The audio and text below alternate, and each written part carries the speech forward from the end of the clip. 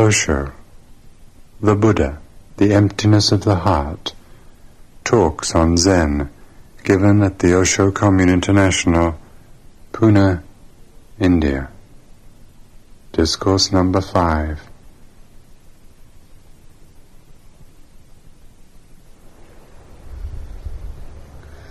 Beloved Bhagwan, Daiyo said to Genshu, since ancient times, the enlightened ancestors appearing in the world relied just on their own fundamental experience to reveal something of what is before us. So we see them knocking chairs and raising whisks, hitting the ground and brandishing sticks, beating a drum or rolling balls. Daiyo continued, even though this is so, eminent Genshu, you have travelled all over and spent a long time in monasteries. Don't worry about such old calendar days as these I mentioned. Just go by the living road you see on your own, going east, going west, like a hawk sailing through the skies. In the blink of an eye, you cross over to the other side. On another occasion, Daiyo said to Kusho, the cause and conditions of the one great concern of the enlightened ones is not apart from your daily affairs. There is no difference between here and there. It pervades past and present, shining through the heavens, mirroring the earth. That is why it is said that everything in the last myriad eons is right in the present. We value the great spirit of a hero only in those concerned. Before any signs become distinct, before any illustration is evident, concentrate fiercely, looking, coming or going, till your effort is completely ripe. In the moment of a thought, you attain union. The mind of birth and death is destroyed, and suddenly you clearly see your original appearance, the scene of your native land, each particular distinctly clear. You then see and hear just as the Buddhas did, know and act as the enlightened ancestors did.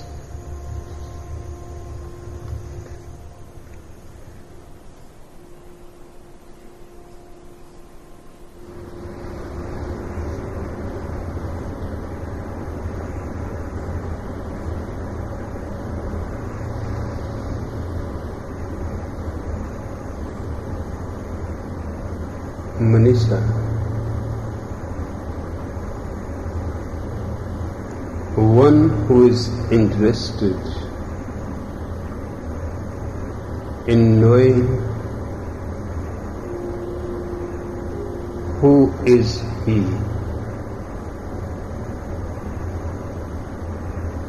has two ways open for him. One is that of knowledge, reading scriptures, studying old scholars, collecting as many concepts about one's being as possible. That is the cheaper way, and there was nothing wrong if it was only cheaper. It is wrong too. The other way is not to bother about others, howsoever valuable those scriptures may be. They cannot give you even a single glimpse of your fundamental nature. 1,000 Buddhas together cannot force you to become a Buddha. It is your essential right to know your fundamental nature or not to know. You cannot be forced by teachers, by parents. Yes, they can force knowledge upon you. They can force ideologies upon you. They do force religion without understanding that a man full of ideologies becomes almost crippled to know his own nature. He is so burdened with borrowed knowledge that he cannot travel on a higher mountain. You have to drop all your weight. As high you go, even breathing becomes difficult. Even to have your clothes becomes difficult. You have to drop all weight. You have to become weightless. What is true in the mountaineering is also true in the inner world of consciousness. If you want to go in, you will have to cut through in a single blow all the knowledge that has been given to you. Just burn it. It is better to be ignorant on the path, because at least ignorance is innocence, than to be knowledgeable. Knowledgeability is the greatest hindrance to know, because you think as if you already know, but there is no as if in existence. Either you know it or you don't know it, and there is no way of communicating it through words. All words will be misunderstood. Only the presence of a living master, a wordless silence,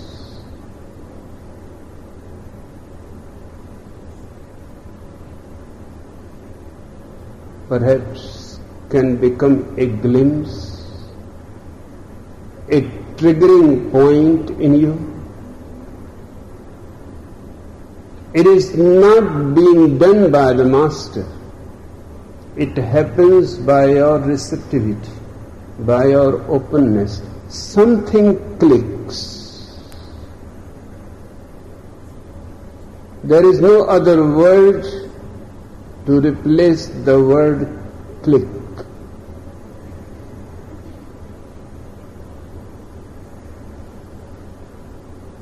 Tao is saying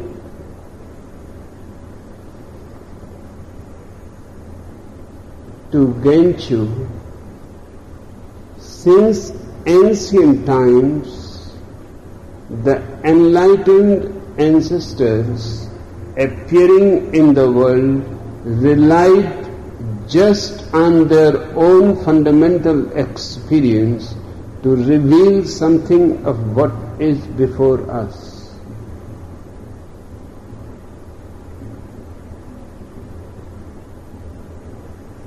Those who have known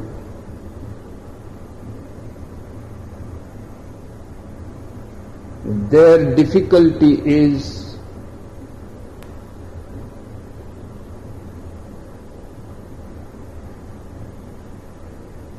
that of communication. You know the taste of salt, but you cannot convey it through language. Language has limitations, and the experience of your fundamental nature is of the unlimited.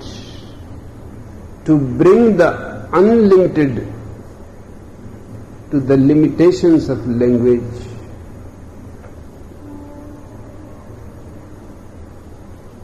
is a tremendously risky task. And even though done with absolute accuracy, it is going to fail. Seeing this, the ancient masters have not relied on scriptures, have not even relied on language. They are their own authority. It does not matter whether all the scriptures of the world say something else. They know the taste of truth. Their authority is not derived from their scholarship. They are the authority unto themselves.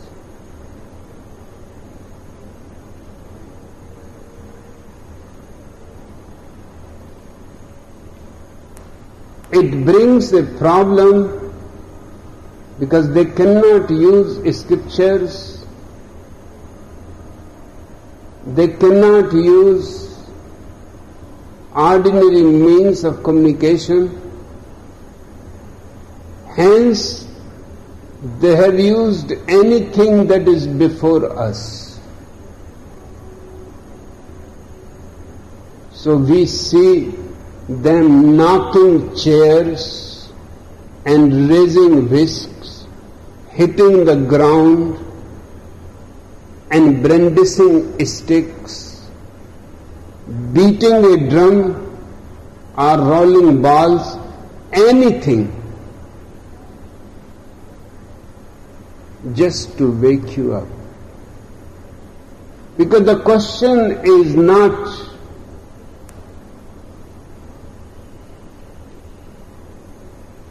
of teaching you a philosophical understanding. The question is of existential awakening. When for the first time the West became aware of Zen masters, they thought these people are absolutely crazy. Somebody is asking about truth and you hit him. Obviously it looked crazy, and more so that the person who is being hit, in deep gratitude, bows down and touches your feet. The West was completely puzzled when for the first time Zen books started being translated. The Western philosophers were hitting their heads. They have never heard that by slapping a man who is asking a question, you are answering. Because they had no idea that what is implied in hitting or slapping. One Zen master even threw one man from the second story to the ground from the window, who had come to ask what is truth. Not only he gave him fractures, he jumped over him and asked him, "Do you get?" And the poor fellow has to say, "Yes, master."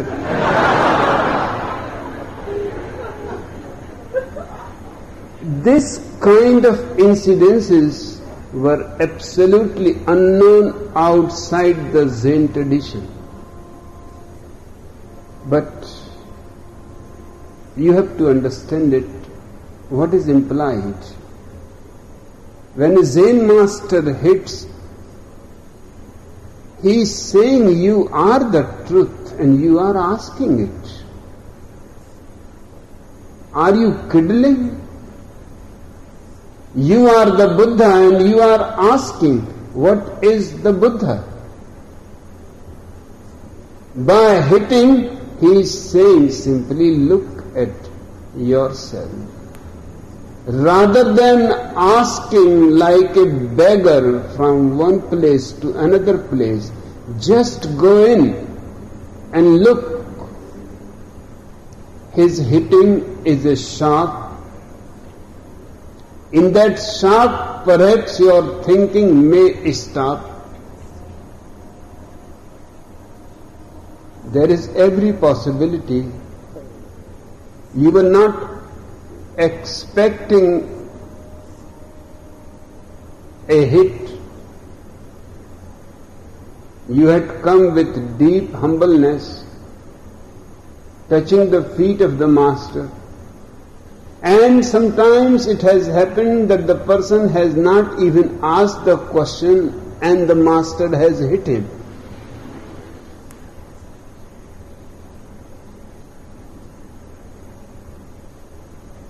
Because his very coming and touching the feet meant he has some question to ask. It does not matter what question. You deserve a good hit.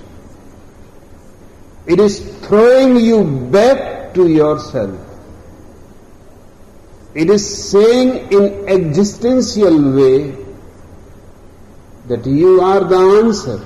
Don't seek it anywhere.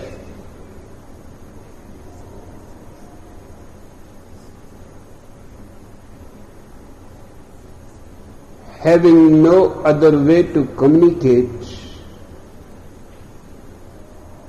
they devised anything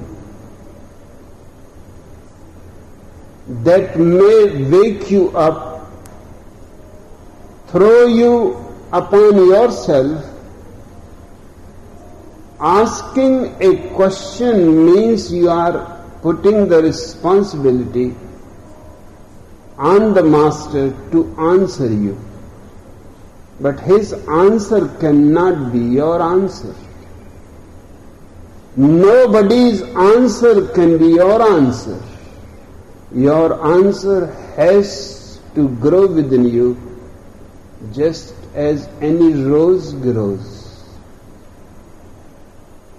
That's what the Master is saying by hitting you, that don't go anywhere, just go in. Stop asking, stop begging, because you are already in the kingdom of the Buddhas, but you have not looked in. Perhaps a good hit,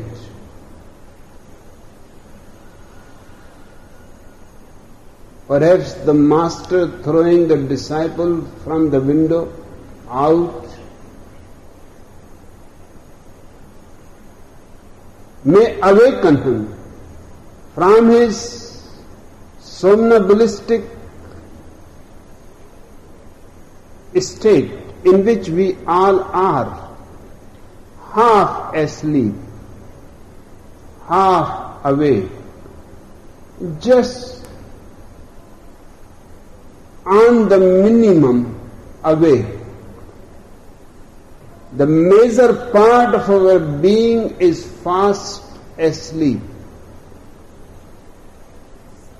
According to modern psychologists, out of 10, only one part is awake. 9 are fast asleep.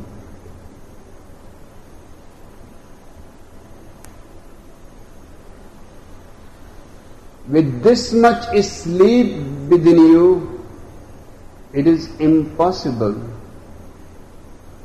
to know the truth, to know the love, to know the nature of existence. Tao is saying that these ancient masters had to fall upon strange methods, but the reason was simply one. In some way, to wake you up.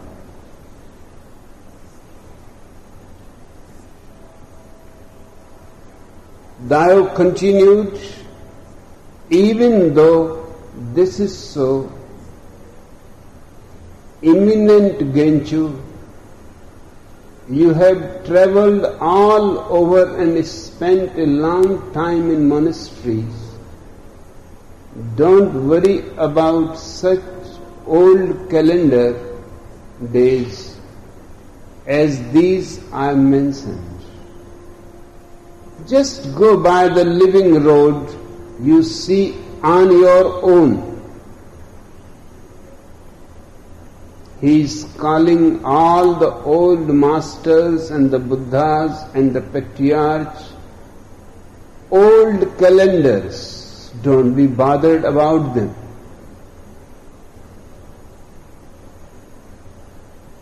Follow the living stream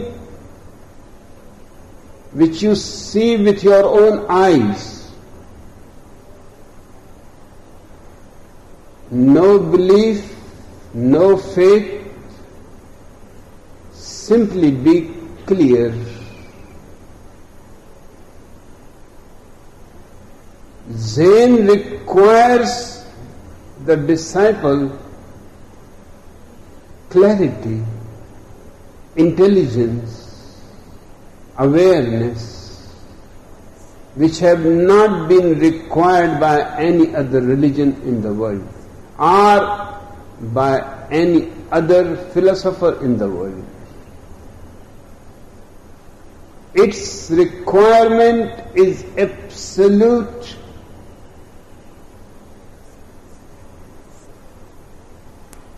Tao says, don't worry about such old calendars. Just go by the living road. From where your life is coming. From what point your life is arising. That is the living road. It is not outside you. You have to dig deep within yourself for the roots and for the way that connects you with the universal existence. It is simply an internal affair.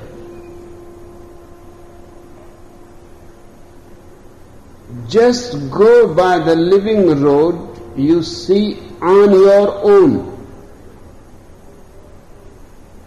Don't ask me and don't ask anyone what is the living road. Just close your eyes and see yourself what is the living road. You are alive, that much is certain. It is certain by your questioning. You are breathing. Just close your eyes and find out from where all these branches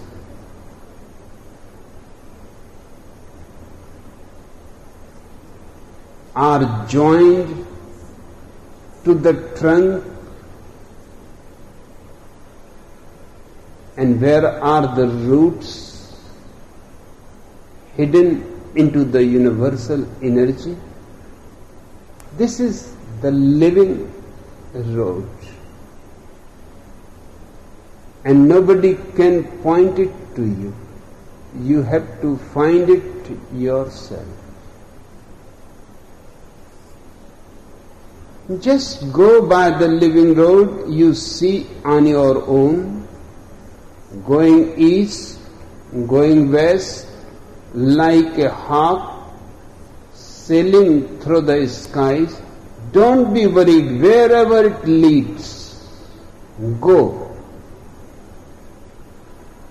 Finally, it will bring you to the very center of existence.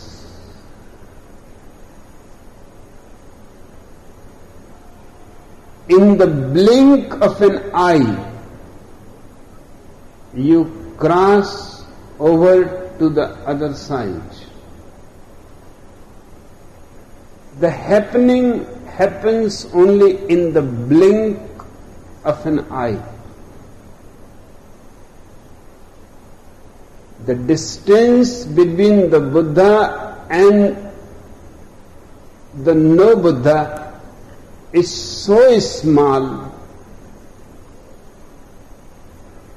The distinction between the awake and the asleep is so small that just in a blink of eye,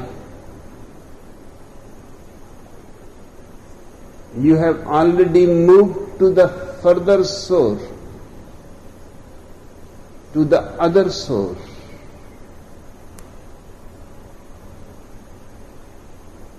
It is to be understood clearly that the road is not very long. To call it road is simply symbolic. There is no other way what to call it. It is simply a change of vision. You were looking out, you close your eyes and you look within, and you go on deepening inside as far as you can, and you are bound to find the source of your life. It is just if a rose flower was trying to find the source of his life, where he is going to find it. He will have to move withinwards in the branches towards the roots.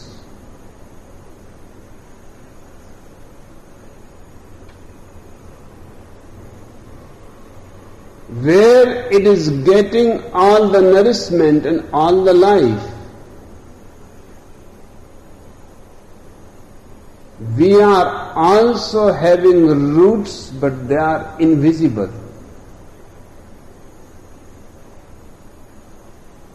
Zen is nothing but a discovery of our roots. The man who knows his roots is called the Buddha. On another occasion, Dao said to Kuso, the cause and conditions of the one great concern of the enlightened ones is not apart from your daily affairs. There is no difference between here and there. It pervades past and present, shining through the heavens, mirroring the earth. That is why it is said that everything in the last myriad eons is right in the present.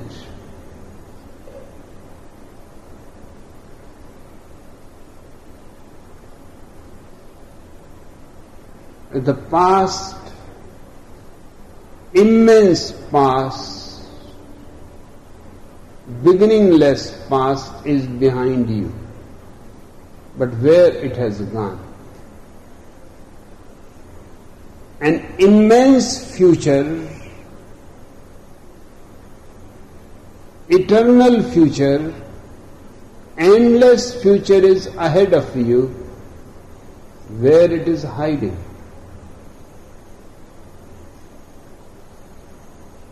Zen's understanding is that in the present moment, the whole past is hidden, and in the present moment, the whole future also is hidden.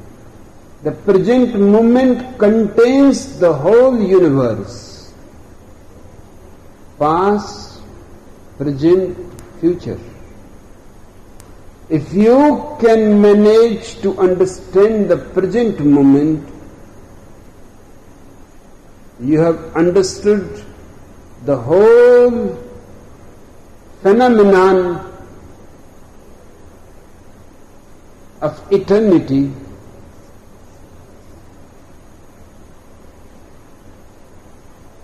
Nobody was aware before Albert Einstein declared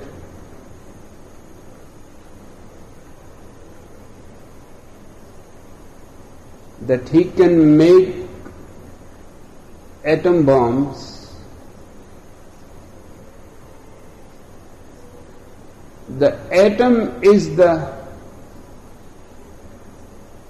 smallest particle of anything.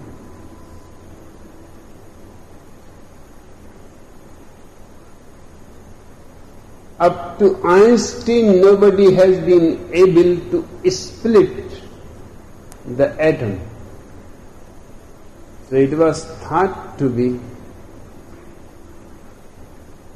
the last division we can make. Further, it is impossible to cut the atom into parts. Atom is the solid entity. But Albert Einstein managed to split the atom and found that by splitting it, a tremendous energy explodes, which is hiding in it. Nobody has ever conceived that in such a particle which is not even visible to the eyes, so much energy is contained that it can destroy a big city like Hiroshima or Nagasaki within 3 minutes. It consumed both the cities, leaving behind only traces, ruins, skeletons. I have been sent by a friend a picture of a small girl who must be going from the bottom floor to the first floor carrying her books to do some homework. She was just on the steps in the middle, and the atom bomb fell on Hiroshima. Everything was burned within 3 minutes. He has sent me the picture of the girl. She is burnt with her books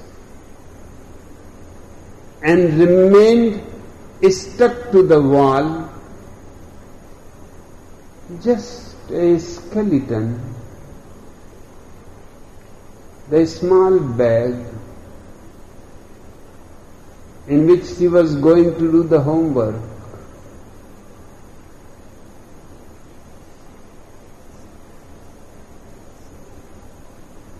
Just as atom was unknown,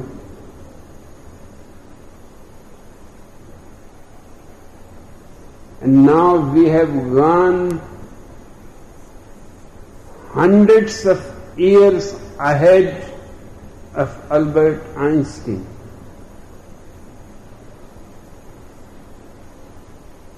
Now we are not only able to divide the atom, we can divide the divisions of atom.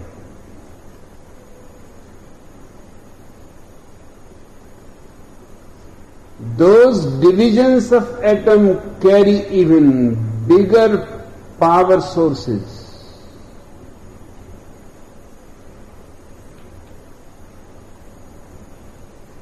Condensed. The same is true about the moment of time.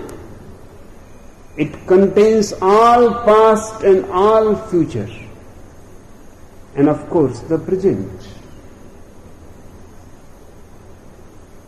So the man who is meditating forgets all the past, drops all longings for the future. It is enough to know the present. By knowing it, by entering into its complexities, you will be knowing the whole universe. And when you reach to your life source, that too is atomic, an individual life source, but it has to be connected with the universe some way, otherwise you cannot live. So once you have found your life source, you have found the way. Just in a blink of eye, you are on the other shore. You have entered into the universal existence. Zen perhaps is the only scientific approach to a religious experience.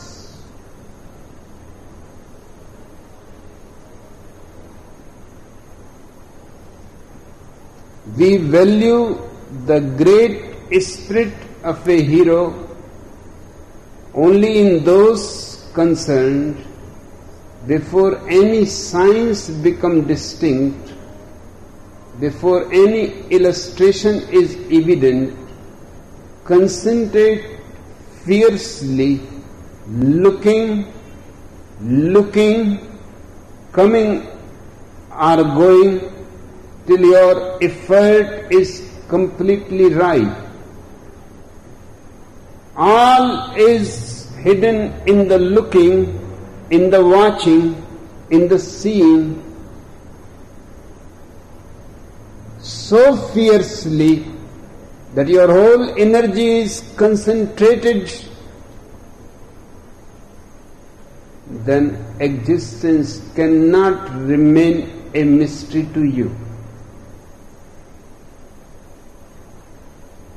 In that concentration, you become ripe and you deserve that all the mysteries should be opened to you. In the moment of a thought, you attain union. Just in a moment.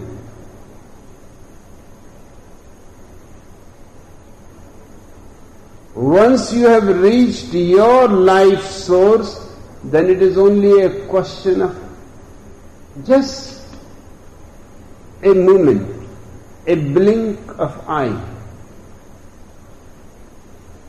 and you have found the union with existence. The mind of birth and death is destroyed, and suddenly you clearly see your original appearance, the scene of your native land, each particular distinctly clear. You then see and hear just as the Buddhas did, know and act as the enlightened ancestors did.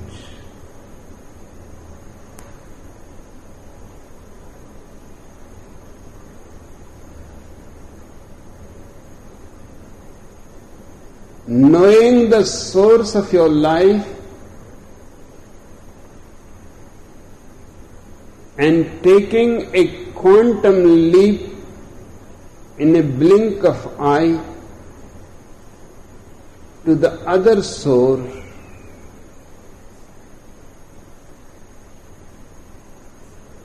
is the union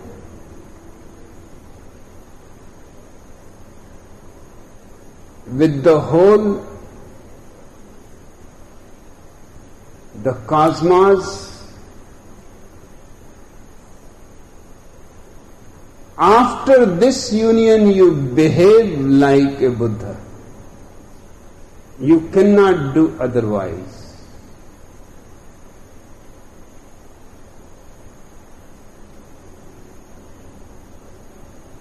Your actions, your gestures, your words are your silences. Your movements are your no movement. Will have the same quality as that of any Buddha. All Buddhas participate into the same cosmic source.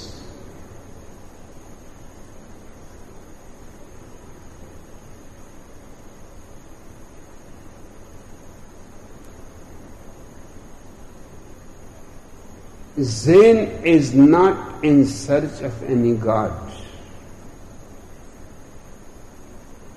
Its search can be said to be the union. Union with the whole.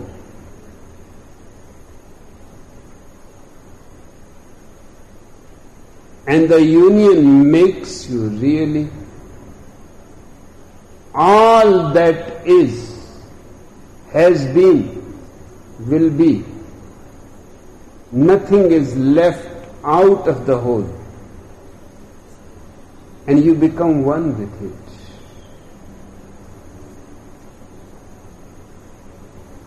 The first missionaries who had come to Japan to convert people to Christianity were amazed by the Zen masters. When they came across a Zen master, because others told them that you don't bother us. You just transform a certain Zen master whom I have loved. If he changes to Christianity, even if he goes to hell, I am ready to go with him. But don't bother with me. You just change that Zen master. And missionaries approach the Zen masters with their gospels, and the Zen masters laughed. And they said, you don't understand religion at all. And you are converting people into religion. You don't have the taste yourself. One missionary was very much angry. He opened the Bible and read the Sermon on the Mount. It is a beautiful sermon. And was thinking that now, let us see what this fellow says.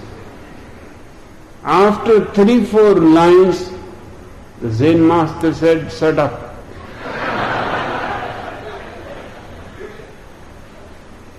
I can say only this much, that this guy, whoever has written these lines, will become a Buddha sometime in future. He is on the path.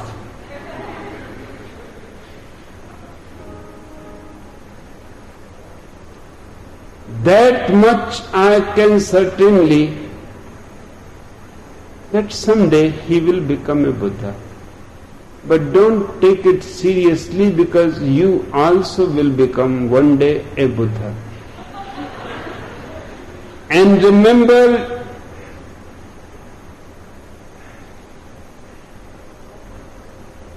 for becoming a Buddha, Buddhism is not necessary.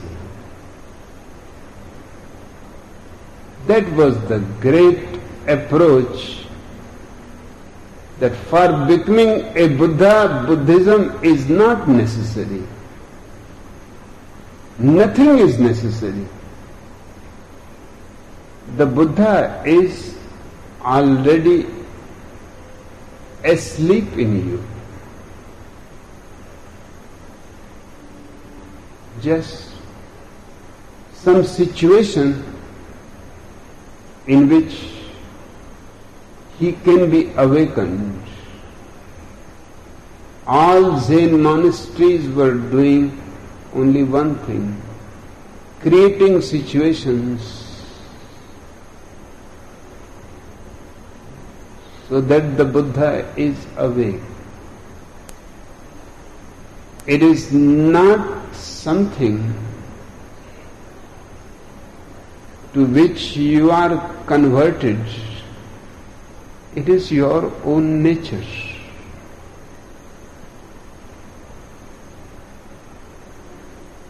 The Christian missionaries were at a loss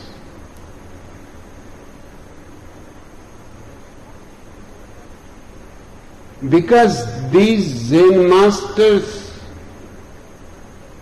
never talked about God. They said, what is the point? You don't know even yourself, and you are talking about God. And who has seen God? And what you will do even if you meet Him?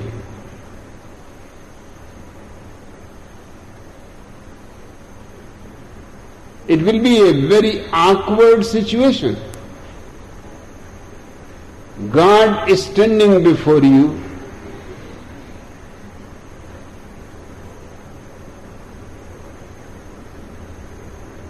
you will find yourself in a very weird space. What to do now? I have told you the story of Rabindranath Tagore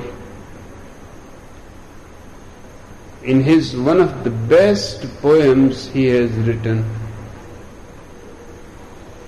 He says, I have seen God many times, but He was always far away by the side of a star.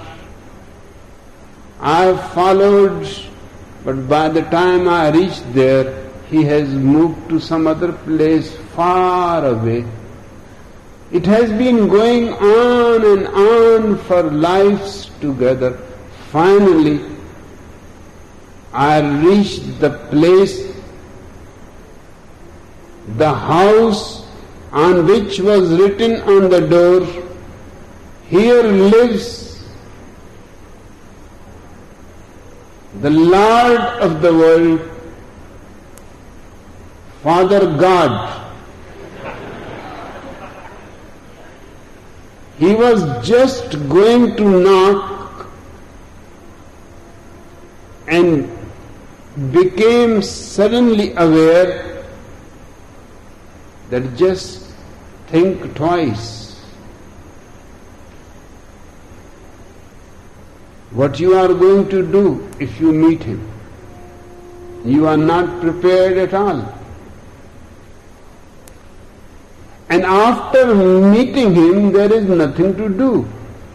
Your whole life has been structured in searching for God.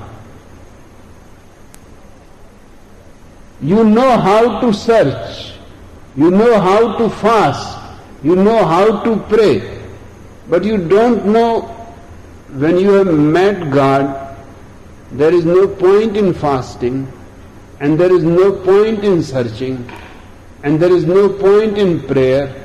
What you are going to do? You will be suffocated.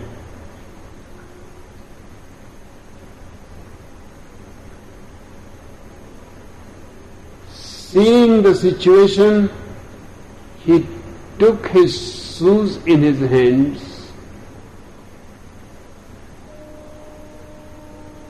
out of fear that when he goes back down the steps,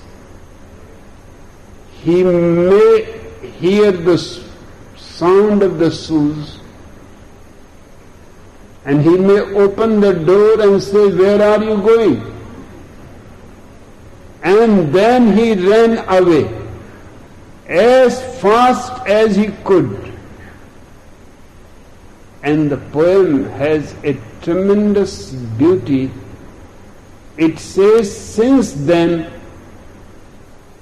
I am again searching, and I know where he is, so I avoid only that place.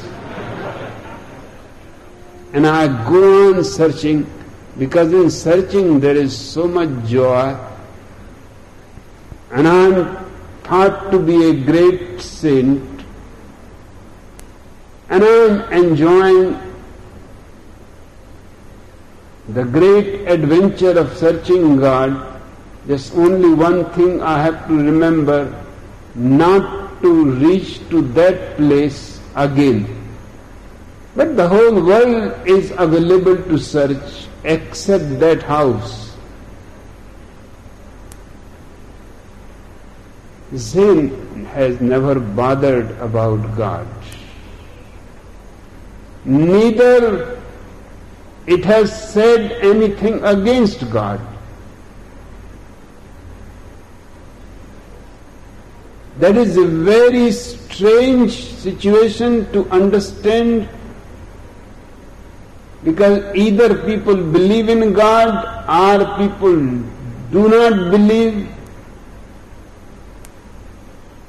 But Zen is simply unconcerned. There is no question of belief or no belief. It simply puts God out of the way. It is unnecessary luggage.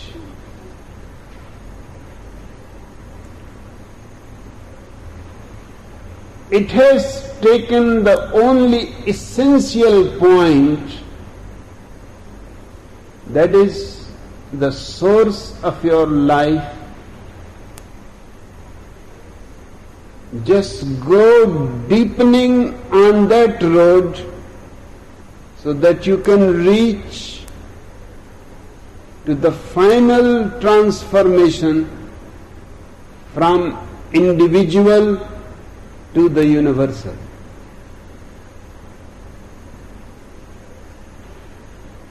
Just before his death, Basui turned to the crowd that had gathered around and said in a loud voice, "Look straight ahead. What is there? If you see it as it is, you will never err." He is talking about inside. It is his last words. He is saying, look straight forward. He is not telling anybody, he is simply saying to himself, look straight ahead. What is there? Just a pure clarity, a silent sky, an eternal silence. If you see it as it is, without any preconceived ideas, without any religions and philosophies, just as it is, you will never err. You will never commit a mistake. You will reach directly like an arrow and hit the moon.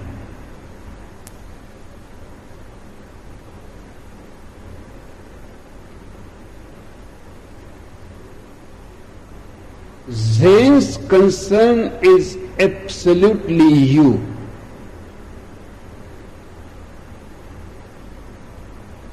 You in your original nature.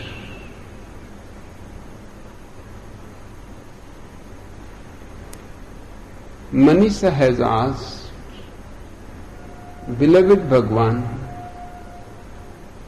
is it because you speak from your own fundamental experience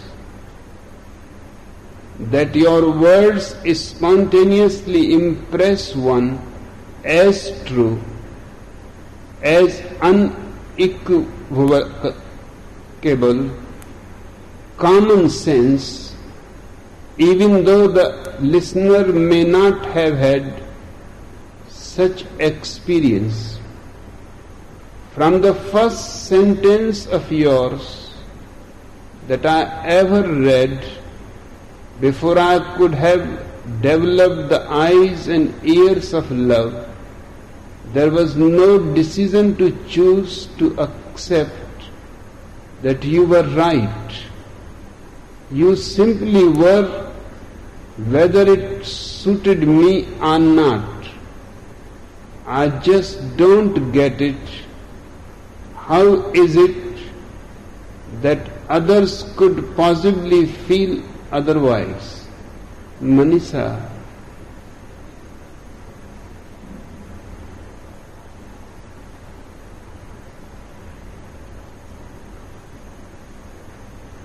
one can speak on the authority of others, but then his words are dead corpses.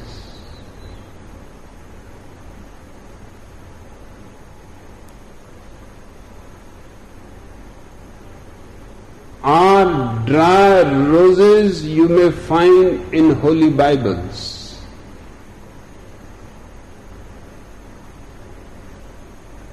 But when someone speaks on his own experience, It is a living phenomenon. You may agree with it, you may not agree, but it leaves an impact on you that you have been in contact with someone who knows. I am not authoritarian, but I am an authority. And you have to understand the difference between the two.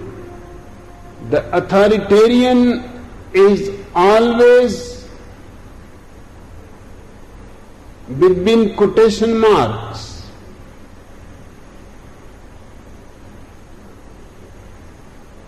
He is a great scholar. You cannot dispute with him. His argument is very valid, supported by the scriptures. His authoritarian attitude is derived from scriptures, the past, others' experiences. I am not authoritarian, but certainly I am the authority. I say only that which I know.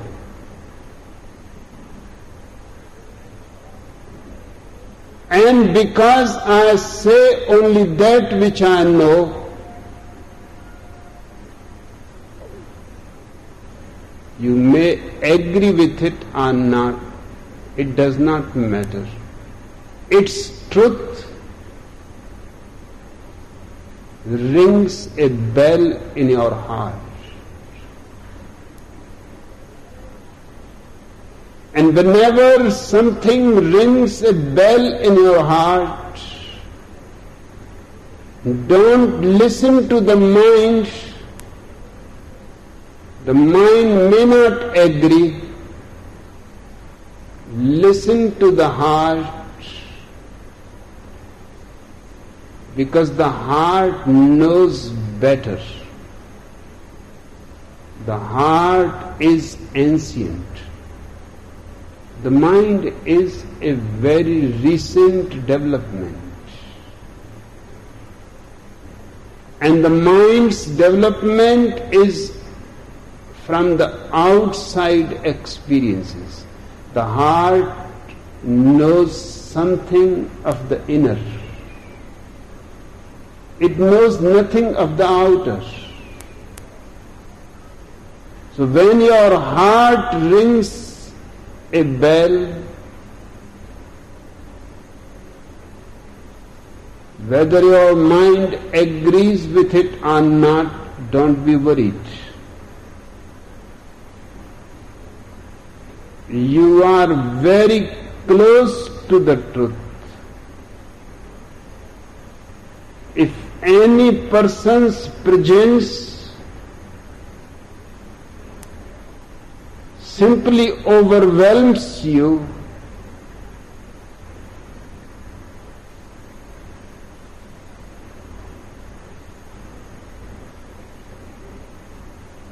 that is the only intimate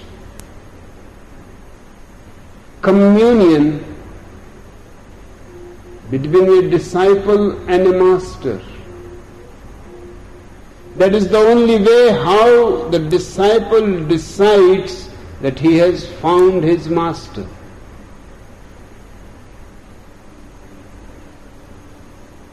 He is overwhelmed. He is surrounded by the master's presence from all sides. The mind may be freaking out because mind is always afraid of being overwhelmed by someone. The mind is basically egoistic. And to be overwhelmed means the ego will be gone like a shadow. Mind is afraid of truth. Mind is afraid of reality because mind consists of all kinds of illusions, lies.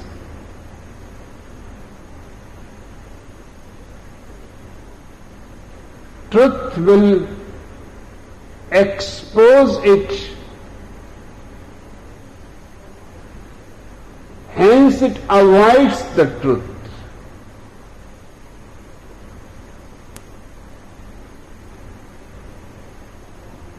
But you are fortunate, Manisha, if your heart says that you have found a man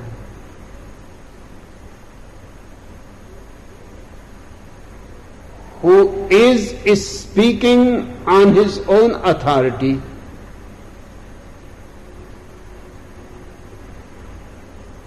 then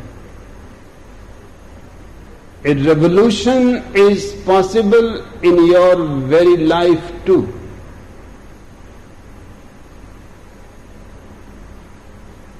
And that revolution is happening day by day. It is not something that stops. It goes on happening until you are completely burnt and dissolved. And that fortunate moment will also come.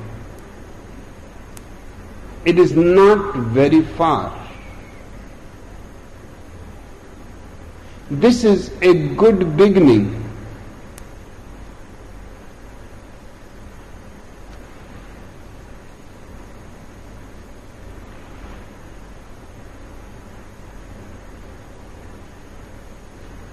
Before you enter into the living way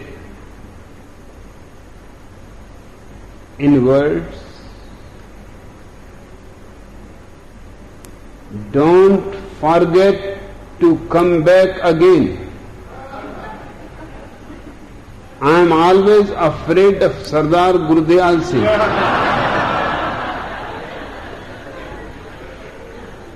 I have even ordered a grave to be ready-made because someday somebody may not come back and Sardar Gurudayal Singh is standing in the queue almost close, very close. He will laugh and simply go away. We will celebrate, and he knows it, that there is no need to be worried. But he goes on coming back because one never knows what joke I am going to tell.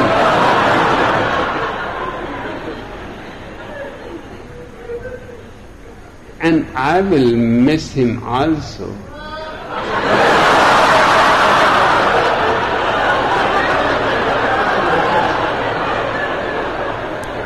Because he is the only man in the whole world who laughs before the joke itself. Such trust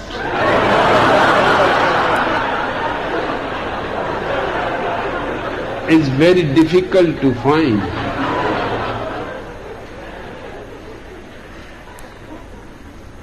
But I warn you all, go deep, but don't go too much.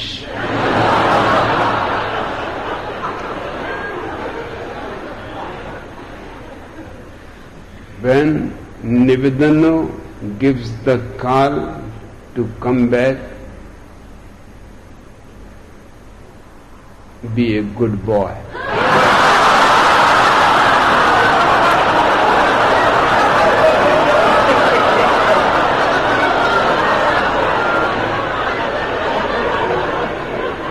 Jesus and Peter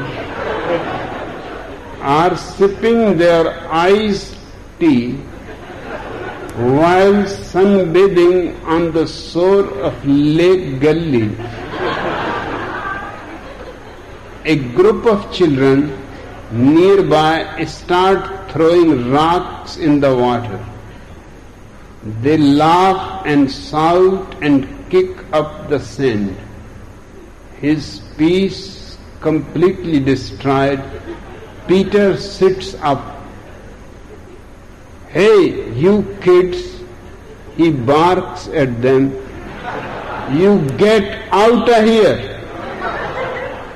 But Jesus pushes up his Ray-Ban sunglasses,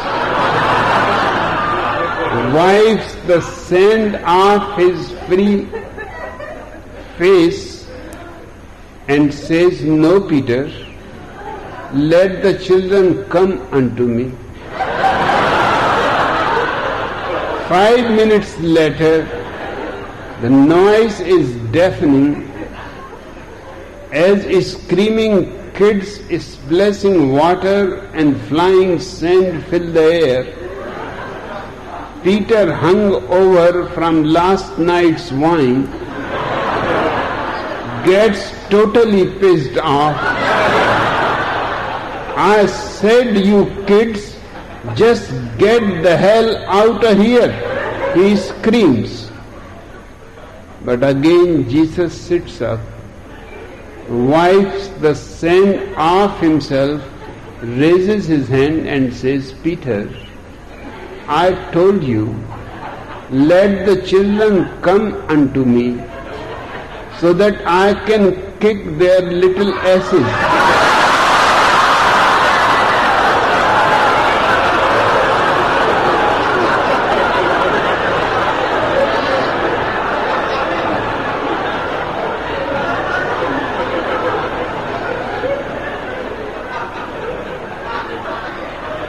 Klopsky is sitting with Shemus at the Dancing Duck pub,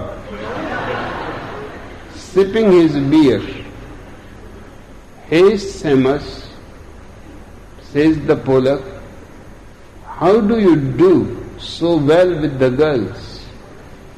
"Easy," says Shemus, "you have to be sophisticated and you have to have a gimmick." "Sophisticated is easy," says Klopsky, swallowing down his 10th beer. "But what is gimmick?" "Well," replies Shemus, "for example, I painted a white circle on the dashboard of my car. The girl usually asks me what it means. Then I very casually explain that it stands for purity. The conversation generally turns to abstract white things like virginity. From there it is easy to talk them into it." "Okay," says Klopsky, "I think I got it." The next evening Klopsky paints a white circle on the dashboard of his car and then goes to pick up his date, Lucy. That is rather unusual, having a white circle on your dash, says Lucy to Klopsky. Yet It is, replies Klopsky, thinking quickly as he adjusts his tie. Do you wanna fuck?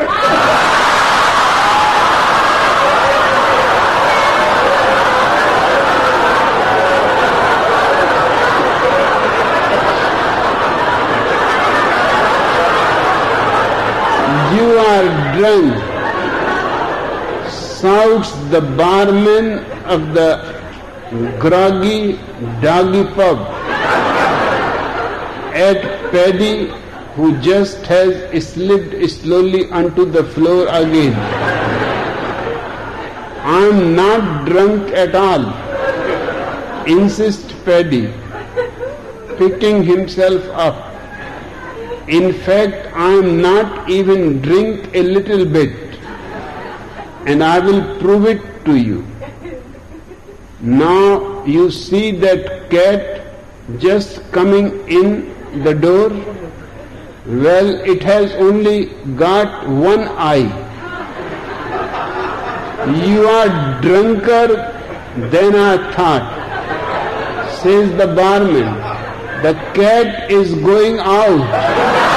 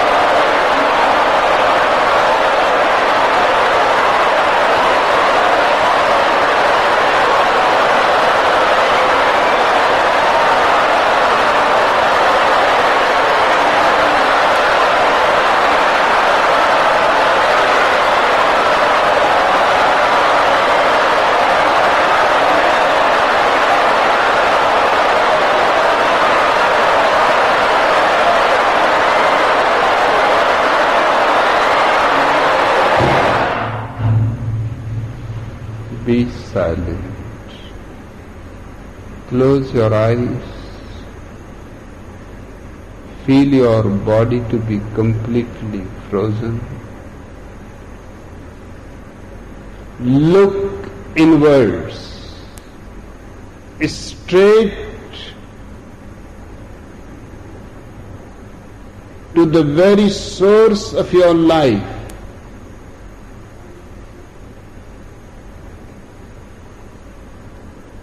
Go deeper, without any fear.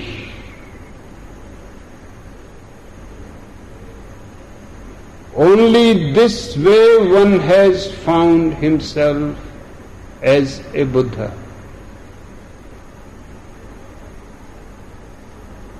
This is the only living line, the only living road that leads you to your cosmic home. Without hesitation,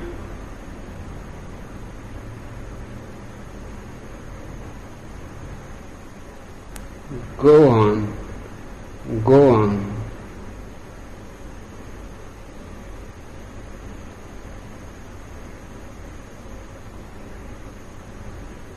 gather all the experience of silence,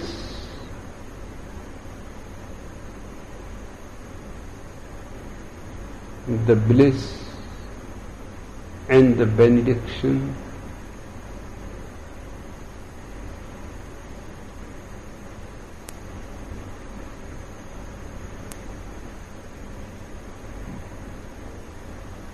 to make it more clear, Nivedana,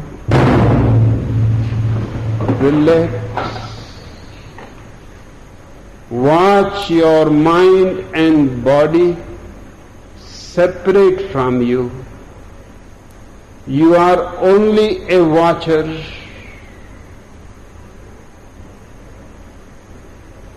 This point of being a watcher is the Buddha.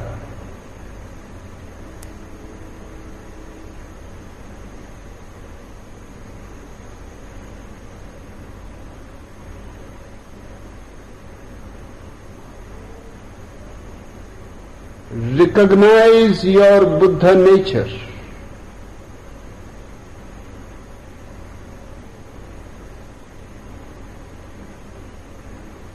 It is just a mirror, reflecting everything but unaffected. Nothing leaves a mark on your watching.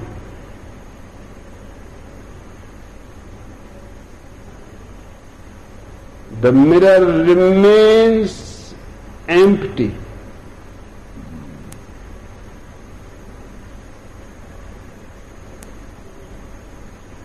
This emptiness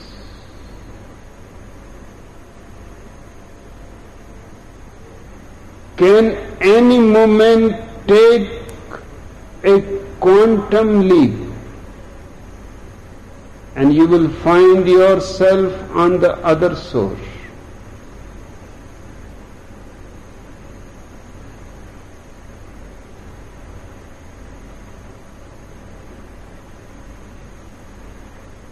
Just in a split second.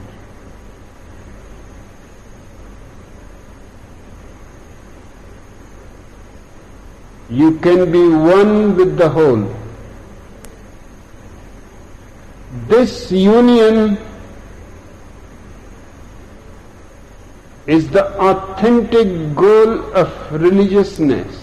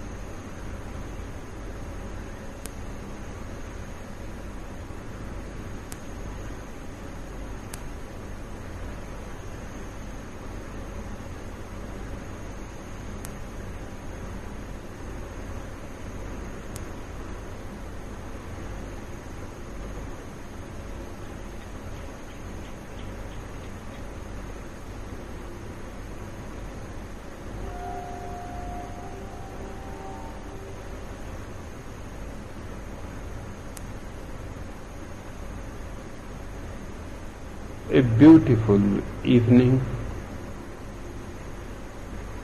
Unfortunately,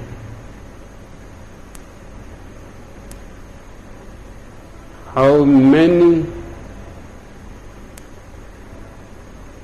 are capable to enjoy it?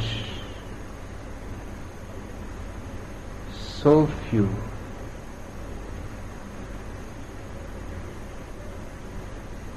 But we have to spread this fire, cool, silence, just like a breeze around the globe.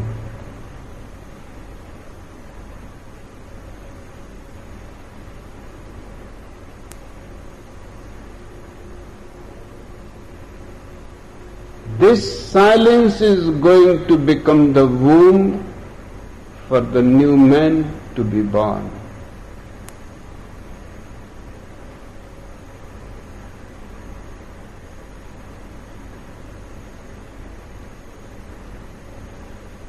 You prepare the way.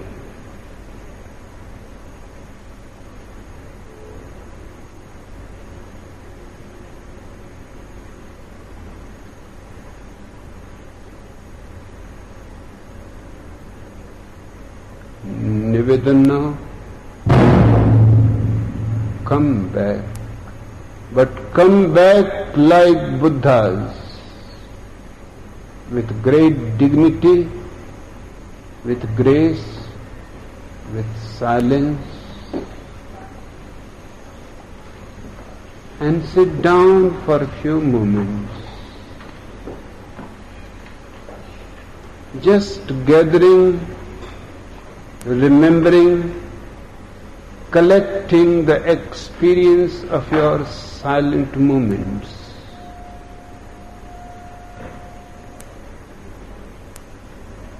You have to remain a Buddha 24 hours.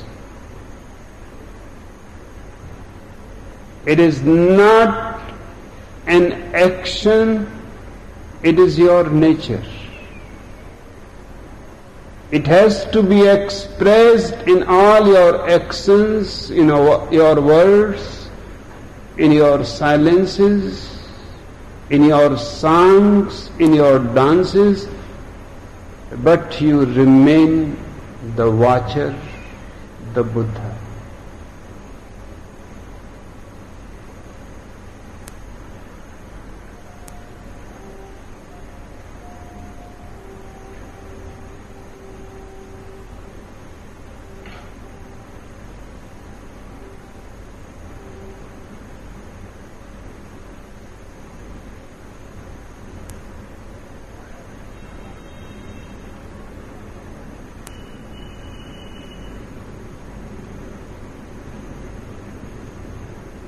Okay, Manisha?